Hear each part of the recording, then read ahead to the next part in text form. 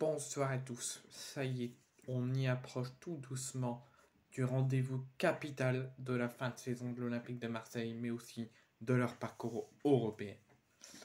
L'Olympique de Marseille n'a pas le choix. Faire une belle performance, rendre une très belle copie, montrer leur coronesse, ne rien lâcher pendant plus de 90 minutes, se montrer transcendant, se montrer sanguin à chaque perte de balle, à chaque récupération de ballon, et tout donner pour arracher une victoire très précieuse pour la suite de notre parcours, mais aussi pour relancer cette putain de fin de saison. L'Olympique de Marseille a fait une saison demi-teinte, plusieurs changements d'entraîneur, un entraîneur en intérim qui apporte beaucoup de bien à l'OM mais qu'on ne sait pas s'il va rester, de l'incertitude, de l'instabilité. L'OM a tout connu et a vu de toutes les couleurs en cette fin de saison, en cette saison surtout, que ce soit en interne, donc au niveau extra-sportif, avec la crise des supporters, les incidents, le départ précipité de Marcelinho, le licenciement de Gattuso, l'arrivée de Jean-Louis Gasset. L'OM a tout connu en interne et en extra-sportif. L'OM, au niveau sportif, a connu aussi pas mal de choses et veut relancer cette saison. Veut faire une meilleure fin de saison possible et finir de la meilleure manière possible en rendant une très belle copie. L'Olympique de Marseille en Ligue 1, ce n'est pas ça du tout. L'Olympique de Marseille a fait trop de mauvais résultats et dû à la stabilité extrasportive. L'OM a trop été impacté et est passé largement à côté de leur saison. Maintenant, il va falloir tout donner dans les 3 derniers matchs de Ligue 1, se montrer transcendant, se montrer sanguin et arracher 3 victoires sur 3 victoires et essayer de finir à minima dans le top 5 pour accrocher l'Europe. À minima, la 4e place, ça serait mieux parce que la 7e place, selon ce que ça va donner entre la finale de Coupe de France entre Paris et Lyon, c'est pas de ce que est l'OM. On la prendra parce qu'on sera européen et c'est ce qu'on veut comme objectif. Mais en tant que Marseillais, quand on porte ce maillot, finir 7e, grâce à un résultat d'un autre côté, c'est pas normal. Donc ça, on l'accepte pour l'avenir du club, mais on se posera beaucoup de questions. La 5e place, c'est pareil. On sera dans le top 5, mais on sera dans la dernière des compétitions. Ça va pas. Quand on est l'OM, on doit toujours viser le haut, que ce soit la Ligue des Champions ou la Ligue Europa. Donc à minima, on veut finir européen, on veut finir dans le top 5 et on veut finir à minima en tour préliminaire de Ligue des Champions ou en Europa League. Et l'OM va devoir se battre à corps et âme pour aller la chercher, cette qualification.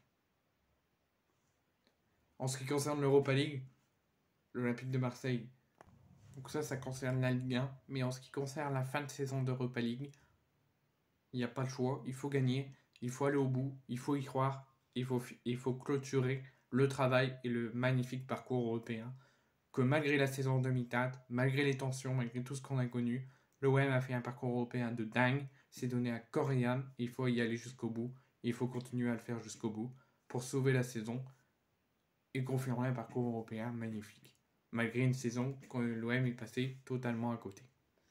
Donc on va revenir au sujet de cette vidéo, l'OM contre l'Atalanta, ce soir, 21h, dans moins d'une heure.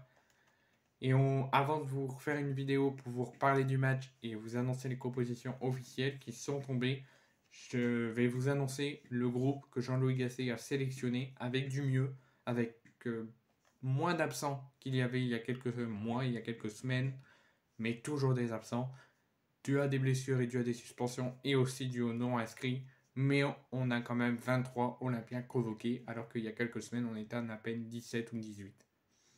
Donc ce jeudi à 21h, l'Olympique de Marseille joue son avenir européen, veut bien finir son parcours magnifique au niveau de la Coupe d'Europe, veut aller au bout, veut remporter ce trophée qui est largement à leur portée. Il faudra juste faire attention à Leverkusen et à la Roma qui s'affrontent ce soir en demi-finale. Mais l'OM a son destin en main, il doit bien le finir. Donc ce jeudi à 21h, Jean-Louis Gasset pourra compter sur le retour de 4 joueurs.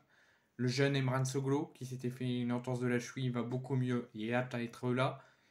Quentin Merlin, Amir Murillo et Chancel Mbemba sont les 4 retours que Jean-Louis Gasset et l'OM retrouvent. Et ça permet à la longue liste de blessés qu'on avait il y a quelques semaines de se rétrécir fortement parce qu'on n'est plus qu'à 3 blessés. Avec Bamo Meite qui n'est pas encore apte, qui va mieux, qui est en train de récupérer, qui pourrait déjà revenir dès le prochain entraînement, mais qui fait toujours partie de la liste des blessés. On était à plus de 11 blessés et on en est qu'à 3 blessés. Donc ça va beaucoup mieux au niveau des blessés et de la certitude du côté de l'effectif olympien. Le seul absent, en dehors des blessés, c'est Samuel Gigot qui était suspendu à cause d'un carton jaune contre Benfica au Vélodrome. Donc voici les 23 joueurs olympiens convoqués par Jean-Louis Gasset pour cette demi-finale aller ce soir face à l'Atalanta. Gardien de but, Pau Lopez, Ruben Blanco et Simon Nkapetubu.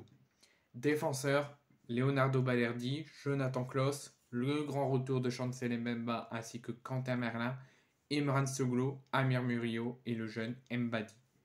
Milieu de terrain, Geoffrey Kondogbia, Amin Harit, Unai, Ferretou, le jeune Daou et Lafont. Attaquant, Ismaïla Sarr, de retour encore une fois pour la deuxième fois dans le groupe, Aubameyang, Iliman Ndiaye, Boumbania, Luis Enrique, Joaquin Correa et le jeune Abdallah. Au niveau des absents, nous avons Samuel Gigot, qui n'est pas blessé, qui va bien, qui pouvait être là, mais il est suspendu à cause d'un carton jaune reçu lors du match contre Benfica, lors du quart de finale retour. Également les blessés de Rongier, qui récupère mais doucement et qui pourrait ne pas revenir avant la fin de la saison. Beaucoup d'incertitudes du côté en interne pour la blessure de Rongier. Bilal Nadir, fin de saison déjà actée, ne reviendra pas avant la saison prochaine. C'était sous Gattuso quand il s'est blessé en Coupe de France contre Rennes. Et Bamou Meite qu'on récupère tout doucement mais qui n'est pas encore apte pour être là. Donc on a déjà 4 absents, Gigot suspendu et Rongier, Nadir et Meite de blessés.